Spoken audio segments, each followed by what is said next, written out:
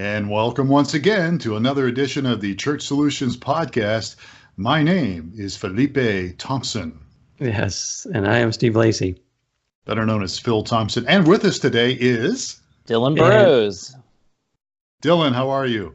Doing great. Good to be with you again today. All right, it's good to be with you. Dillon's part of our team, folks. We do this podcast every week, and occasionally we invite Dillon. We let him out of his cage, and he comes in and he shares wonderful information with us. Right, Dillon? That's right. I always enjoy the time. All right, good deal. How are you today, Steve? I'm doing good. I like Dillon's cage better than mine, though. So, yeah, I'm looking at his background there. What's behind you there, Dillon? It's kind of blurry, but it looks like you got the kitchen sink back there or something. Yeah, the kitchen background. I have to blur out so you don't see my little fish in the bowl that I keep over there to keep me company during the day. All right. Well, look, we do this podcast, folks, every week, and we're a tech company that helps people with streaming video and mobile apps and website and content management. We talk about a lot of things because all of us have been involved in church work for many, many years, more than we want to admit.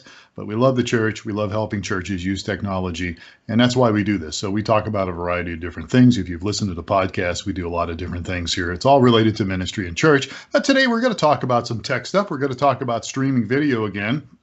And as we are recording this, it's a few days away from Easter. And we'll probably, once we're done recording this, we'll upload it, and you might get it before Easter if you subscribe to our podcast or catch it on YouTube. And we're going to talk a little bit about how you can connect and kind of move forward with the people that were watching your Easter service online. Maybe even drop in a few ideas for those who came to your church if we have time. And if you don't catch this right away, you can still use these things all year round. Because it's part of why we do streaming video, or encourage you to do that, is not just for the sake of streaming video, but to connect with people and hopefully help people connect with God and each other, and hopefully even your church. That would be a good thing, right, guys? Exactly. Yeah. So the main theme here is connecting with those that watch your live stream, right? Yeah, that's our potential title here. So connecting with those who watch your live stream. And we have some features that maybe are unique to us, streamingchurch.tv, because we are a company that does provide streaming video. But there's some things you could use no matter who you use. Or if you're not using streaming video, we'd encourage you to try it. And you can try it with us for free. But enough self-promotion here, enough self-gloss. Let's just jump into it. Dillon, why don't you take the realm here, because these are your notes, and I like what you had to say. Sure. Well, we have a lot of different options, but one I want to start off with is unique to our organization. It's the idea of chatting with people on the platform during the live streaming service. I tell people, if you're live streaming, that's one level. You're doing great. But if you don't have someone, an online pastor or a moderator, in the discussion during your service, you're really missing out on that level of engagement. So when you live stream, whether it be directly through our platform or using Facebook Live or other options, you need to have someone who's monitoring those comments. If someone shares a prayer request, be right there. If someone has a question or a problem, be able to kind of direct traffic just like a pastor would on stage during a church service. That way they feel like they're part of something, not just watching something on a screen. Yeah, that's a good point. Now, let me throw this at you, Dillon, and I'll throw you a curveball here. I have had some people tell us, well, we were monitoring our chat and we were there, but nobody seemed to want to chat with us. And I know there's an answer to that, but let me throw that at you. What if you get somebody saying, well, nobody seems to want to talk? What would you tell them?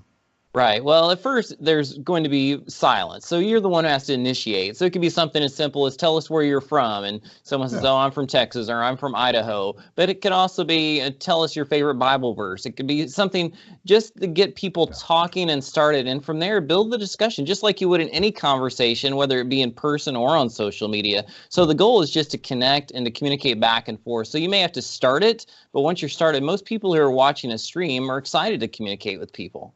Yeah, I think that's right. Steve, your 2 cents on this?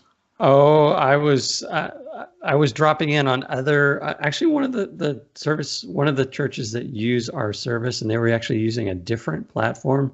Mm-hmm. And the vibe is very different on different platforms. So I don't know, shameless plug for ours. I really like the way ours works. It's much more vibrant than others. And so it gives you the ability to jump in and chat. You see when people arrive to the service, and so you can, there, you don't have to wait for them to initiate their action for the chat. So I don't know. It's just one of the, I like a really vibrant service that's going on, and you can see, what's happening. And if you want to sit back and not participate, you can, but at least other people know you're there. I would liken it to, I lead a small group, and anybody who's kind of been a kind of facilitator of some kind of a small group, you have to ask questions, as you were saying, Dillon. You got to kind of stir the pot a little bit, get it started. Yeah. People are kind of sitting back, they're not sure what's going on, and so I would liken it to even like a real life small group. You ask some questions and try to get some opinions, and don't judge anybody for their answers or whatever, but you allow them to share some things, and I think that will definitely help to stimulate some conversation in your chat. Yeah, and I think our speaking of the small group thing, our small group leader does a really good job with, not only he'll someone that he has a pretty really good relationship with, he'll single them out and say, Phil, what do you think about this? Or why are you in this situation? Or, whatever. And that, whereas you were like, oh, I'm just, it gets you involved. And so then that brings other people.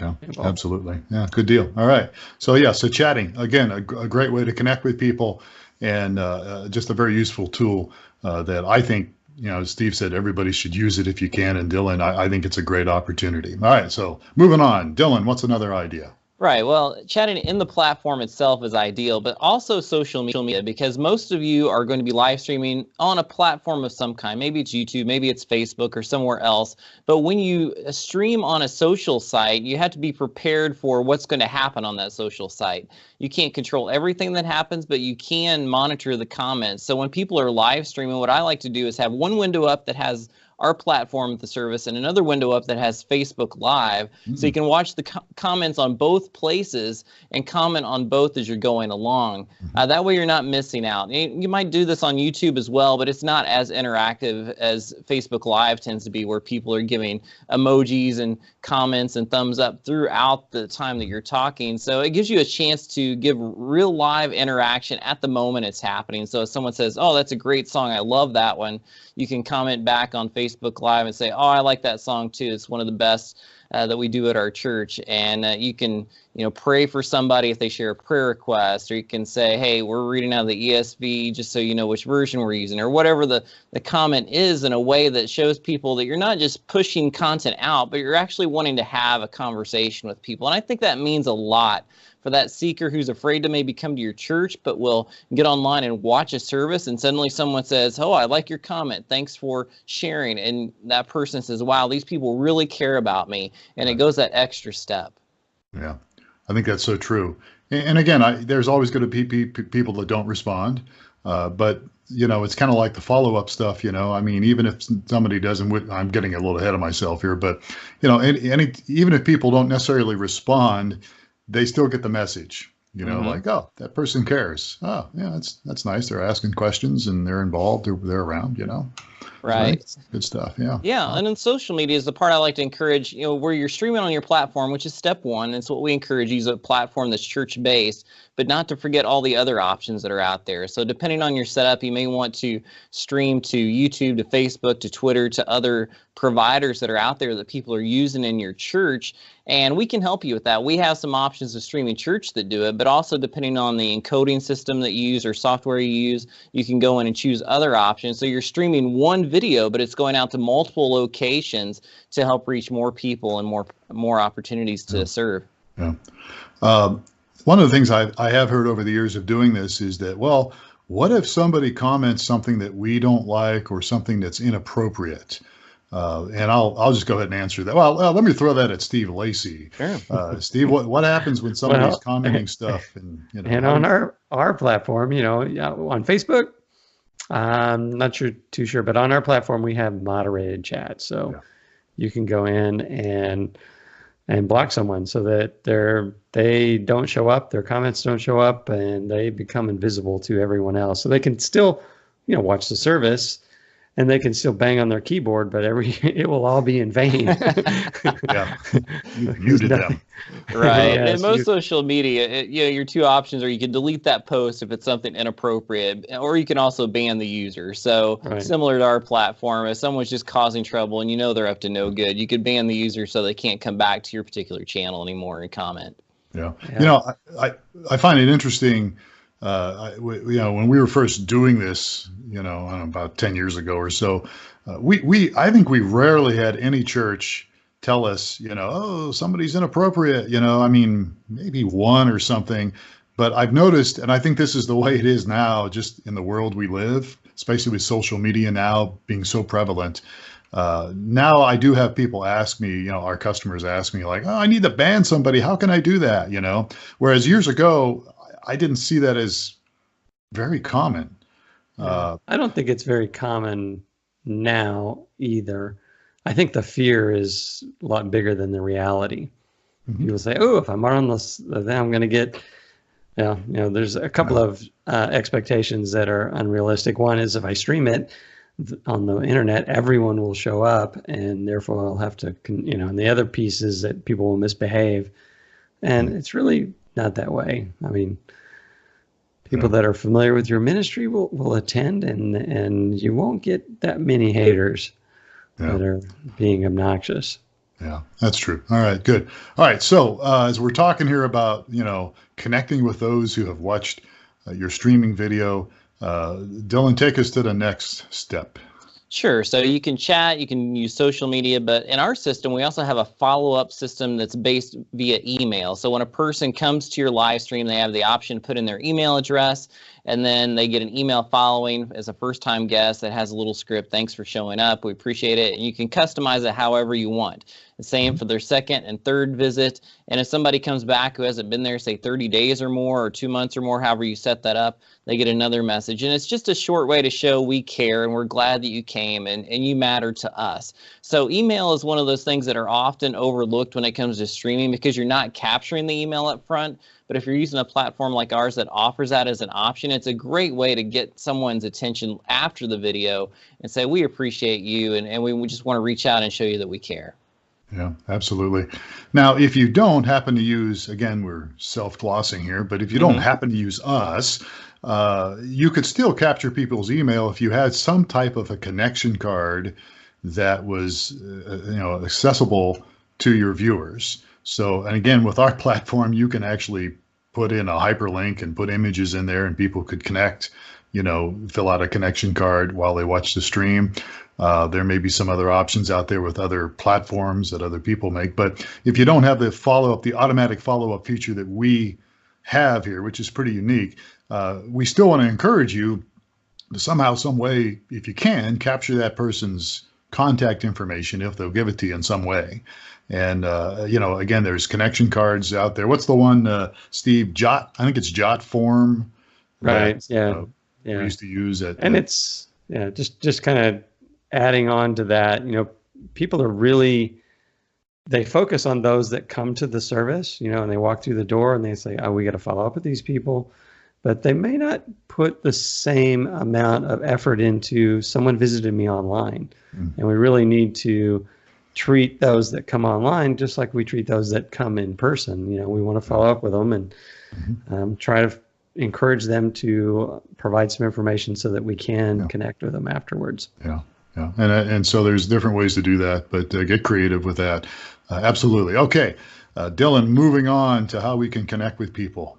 Right. Another area that we really recommend is this idea of prayer online. If you're live streaming or whether you're doing a seminar or a class or a small group online, I always take a time, no matter what I'm doing, and say, how can we be praying for each other today? Some people don't want to share, but then there might be that one person who says, my mom just found out she had cancer. And instead of saying, oh, that's too bad, I'll pray for you, you have a whole group of people who suddenly come around this person. And the power of that prayer, one, is spiritually strong, but two, is relationally strong for that person and means a lot and will keep them connected in a special way. Yeah, absolutely. And it's a great opportunity, the live prayer through chat. Again, we offer that, and I'm thinking there might be some other companies that do, but again, if you don't have that luxury, you're missing out. But again, maybe a connection card or something like that, a digital connection card is what I'm getting Right. at. Might be Yeah. something where you can get that prayer request and be sure and pray for them and follow up with them. Yeah. Well, it's a very important step, and you can also take those requests to your offline prayer team as well. If you have a weekly prayer gathering or a team that gets an email once a week with all the prayer requests, add those to it, because those are just as important, like Steve said, as those people who come in the door of your church on a Sunday. Right. Yeah. And I just reemphasizing that same notion. I know at my church, and I'm sure at a lot of churches, at the end of the service, they'll say, if you need prayer, see elder, go to the prayer corner or the prayer area, and we got Jerry or Joe or Mary there to pray with you. And you want to have that same avenue online. If you need prayer, click on the web host picture and he'll pray with you. Yeah. Or whatever it may be.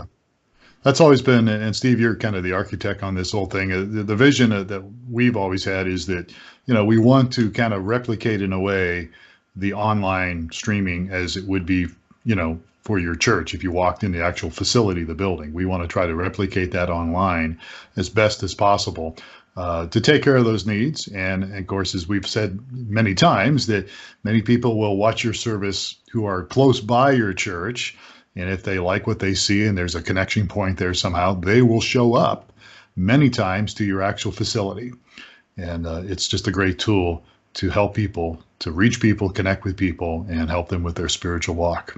So, all right, moving on. Right. Well, that takes us to our next step, which is this idea of inviting people who watch your stream to your live services. We read a recent study on live streaming of church services, and it said that 42% of the people watching their live stream were within driving distance of the local church. So over 40% of the people who watch you streaming, you could theoretically say, oh, if you enjoyed this, come and see us next Sunday in person and catch it yourself. So it's almost this idea of watching a movie trailer, and if you like it, you go see the film when it comes out, applied to the church context. So you watch it, you go, wow, that was a great sermon. That was a great service. I'd like to go there sometime. And maybe the next Sunday you show up in person and you make a connection that's far beyond what you'd see on the screen. So don't forget, those people who are watching are often the same people who are the new friends and neighbors who come into the church doors the next week. Yeah, that's so true. It's the lowest barrier to entry to get to a church is just attend online. You don't even have to get dressed, right? So you don't have to get in your car. You don't have to get dressed. You may not even need to get out of bed, and you can still go to the church online. That's right. So it's, a lot of the, people will make excuses for not showing or not going to church, but this really lowers the bar so that you can get those first timers exposed to your church. Yeah. And like you said, 42% of them are within driving distance. And if it works, I like your illustration of it's the trailer and then go into the movie thing. Yeah. That's a good illustration. That's awesome ideas there, and they definitely are true. All right, so inviting people, and then let's move to the next level. Dillon, what's sure. Next? The last one I have is this idea of going beyond the service and connecting small groups that could even meet online. And I know some of you have experience with this. You can share a little bit, Steve and Phil, but this idea that if someone's attending online as a streamer, you can say, would you like to meet in a small group that meets online? And you have a certain Bible study to a certain time, whether you use Skype or Google Hangout or something that's just audio, that someone is not just watching a stream, but they're actually doing life together, whether it's digitally or in person. So it's a great next step for someone who might be too far away to attend your church or for whatever reason can't come, but still wants to grow spiritually in a small group context. Yeah. And it's really a good tool. It really is. It's a good tool for people that perhaps can't get out, or if you do happen to connect with people that are far, far away, which we have done when we were streaming years ago with when I was overseeing that department with Steve's church. We were doing small groups with people, 1,500 miles away or more. Yeah. Yeah. And it was so real. we do. There was a couple of modes here. One is 100% online small group where everyone's online. And then I think what might be really that's worked well with us is this mixed mode deal where there's a group that meets in person and open that small group up to others to attend I tell the story. We had this lady that, for health reasons, couldn't leave her home, Right. but we set a chair up for her, and we stuck a laptop in the chair, and so she's there, in the group, and we're all, going around hey, how's it going? How's your week been? And so it was kind of neat. Yeah. Yeah. That's a pretty cool tool. Yeah, absolutely. Good deal. So again, as I said at the beginning of this podcast, Easter is coming up when we're recording this right now, and we're going to get it out. So I know many of you subscribe to the Church Solutions podcast, so you may very well get this before Easter. But I do want to emphasize this, and that is, you have other things going on at your church, or you should, after Easter. I mean, I think there's a stat out there that said 93% of the pastors surveyed said that, Easter was their busiest time of the year. And you get a lot of people either showing up in person, or you'll get people watching online. So why not take that opportunity to promote what's coming up next? So you got Easter's done. It doesn't have to be a huge letdown. You can certainly, you're certainly probably not going to have all those people come back, but you can certainly get the word out about certain activities and events coming up. You got Mother's Day happening in May. You've got a new sermon series probably coming up. You've got activities for spring moving forward. Get that information out there on your live stream, either through the chat or hyperlinks on your platform. Certainly have it on your website and direct people to your website saying, hey, look, we're glad you came today. Here's what's coming up next. So you can kind of encourage them to come back. So it's not just a once a year deal like Dillon and I were talking about in our webinar. What was it? Creasters, we called them. Right. Yeah. People show up for Christmas, Easter, and that's it. Creasters. But you can get some of those people to come back if you get the right information out there, and if you've crafted stuff that will appeal to them. And again, it's all about connecting with people so that they can connect with you and connect with God. Yes. And what I want to leave people with is, so often we look at technology as a tool to see how many views we can get or how many clicks we can get. But really, this is just the opposite. How can we take technology and minister more effectively to that individual person who watches your live stream, connects with you online, and needs to know more about how to grow in their walk with God? So please think about it at the individual level as well. Right. See how can you engage with those people? How can you minister to each person and show them the love of Jesus? Yeah, that's right. It's one person at a time. It's connecting with one family, one person at a time. That's really what it's all about. And technology is a great tool that you can use. So, all right, guys, any closing words before we wrap up? Oh, this was great. Great stuff. Yeah, it's good stuff. Thanks, Dillon. Dillon is the guy that provided us the notes on this, and pretty good, Dillon. We'll let you out of your cage again sometime in the near future. Yes. Hey, this is a good conversation. Yes. It is good conversations. All those folks we'd like to, speaking of interactivity, we'd love to hear from you. Love to get your comments on what we've talked about, maybe some thoughts on it, maybe add to the list perhaps, or just feedback is good. It's always good. And you can just send us an email, support@streamingchurch.tv. That's one way to contact us. You can chat with us online during business hours by just going to streamingchurch.tv. And we'd love to hear from you. Love to get your thoughts on this podcast. Been doing it for a long time. This is like, what is this, Steve? Episode number 5065, I think. That's what it is. Yes. Yeah. Episode 2, when you had Moses on. Yeah. Yeah. Yeah. We had Moses on. That was one of our first, if I remember right. Yeah. Yeah.